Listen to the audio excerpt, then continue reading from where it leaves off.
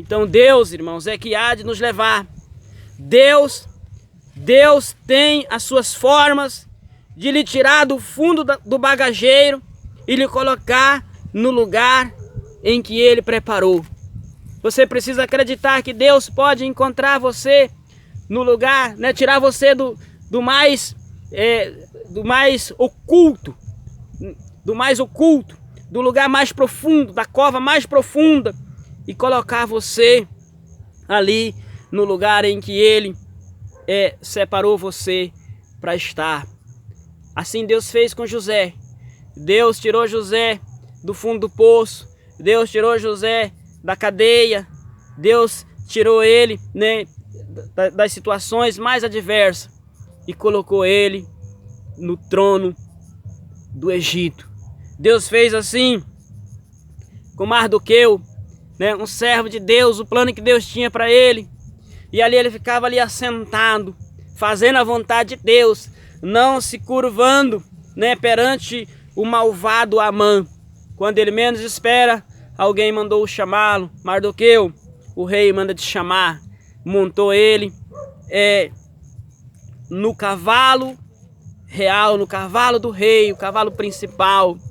E saíram às ruas proclamando: assim se faz ao homem, ao que Deus, o homem que o rei deseja honrar, mas também ao homem que Deus deseja honrar. Ele tinha um grande feito. Primeiro, ele havia salvado a vida do rei. Ele havia descoberto um plano, né, uma traição que tiraria a vida do rei. E ele nunca foi em busca dessas recompensas, nunca cobrou essas recompensas. A sua filha era a rainha, né? A sua filha adotiva, Esté, era a rainha, mas ele nunca exigiu, nunca explorou isso, porque ele via que ela estava lá para fazer a vontade de Deus. Ele nunca tentou a autopromoção, mas Deus o promoveu. As pessoas que tentam a autopromoção, Deus não promove as pessoas que tentam a autopromoção. Deus promove as pessoas que se submetem a Ele, as pessoas que esperam a honra de Deus. Precisamos colocar isso no nosso coração.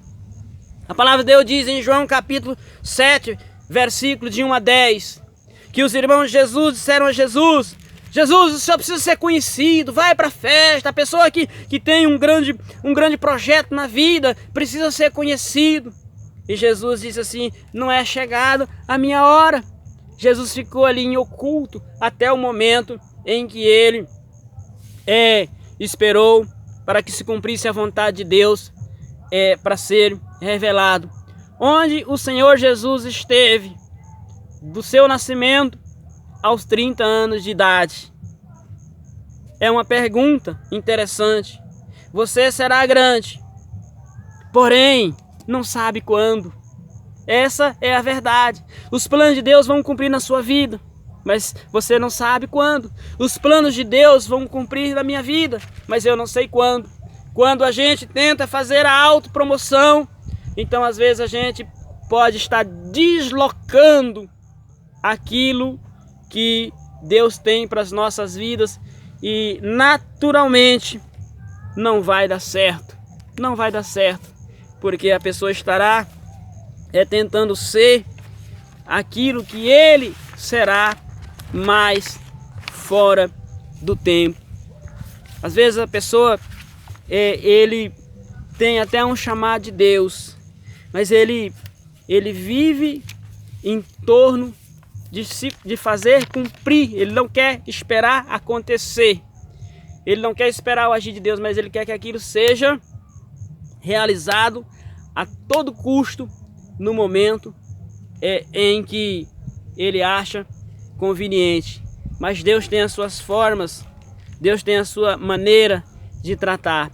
Então, meus irmãos, aqui estão algumas coisas importantes, baseado na vida de um homem, de um caçador de jumentas, de um procurador de jumentas fugitivas, se torna o rei de Israel.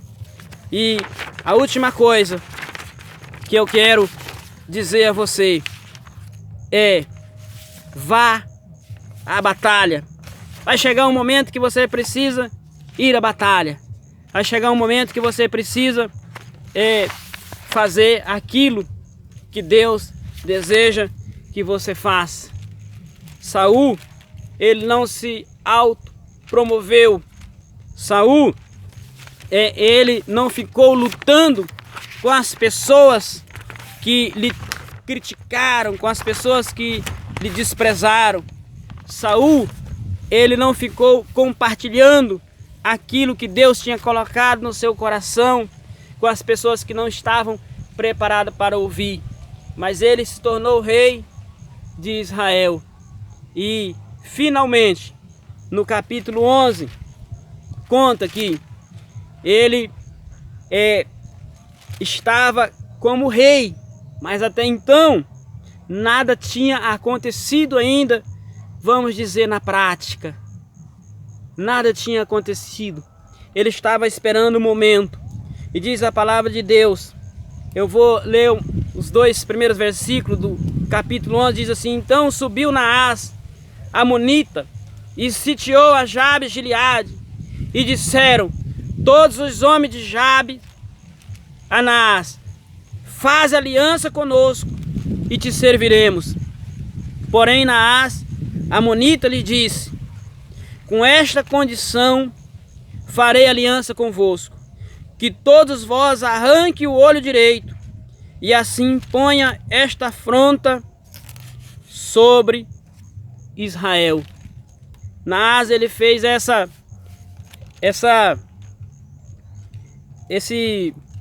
esse desafio com Israel. Israel estava derrotado diante desse rei amonita, e Israel se propôs a servi-lo, a viver debaixo do seu jugo, e Saul estava ali também entre essas pessoas, não na ativa, mas ele era o rei, ele já era o rei, ele já era a pessoa separada por Deus, ele já era a pessoa que que estava cumprindo todos esses critérios aqui que eu acabei de pregar, mas ele ainda não era nada. E quando ele ouviu sobre isso, Naás havia dito assim: vocês querem ser nossos escravos, vocês não querem morrer, vocês não querem ser arrasados, então vocês serão meus escravos, mas com uma condição: que todos vocês sejam arrancados o olho direito de cada um de vocês.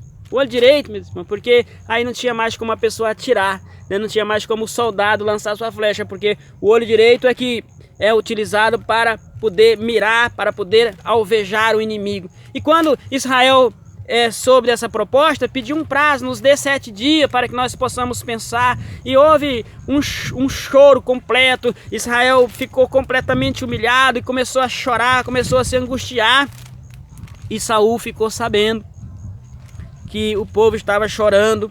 E então diz a palavra no versículo 5: e eis que Saul vinha do campo atrás dos seus bois, e disse Saul: que tens o povo que chora? E contaram-lhe as palavras dos homens de Jabes. Então o Espírito de Deus se apoderou de Saul, e ouvindo essas palavras, acendeu-se em grande maneira a sua ira, e tomou um par de bois, e cortou-os em pedaço, e os enviou a todos os termos de Israel pelas mãos dos mensageiros, dizendo: qualquer que não sair atrás de Saul e atrás de Samuel, assim se fará aos seus bois. Então caiu o temor do Senhor sobre o povo, e saíram como um só homem. Agora Saul vai à batalha. Ele convoca o povo, ele corta ali, ele mata seus bois, e parte, manda um pedaço para cada um e diz assim: ó, assim vai acontecer com os bois de quem não me seguir para a guerra. Naás não vai nos humilhar. E ele partiu para a batalha, e diz a palavra de Deus que aquele inimigo, aquela nação inimiga foi derrotada por Saul de uma maneira tão extraordinária, que diz a palavra de Deus que não ficaram 2 pessoas juntas naquela nação. E Saul então finalmente aí foi estabelecido como rei.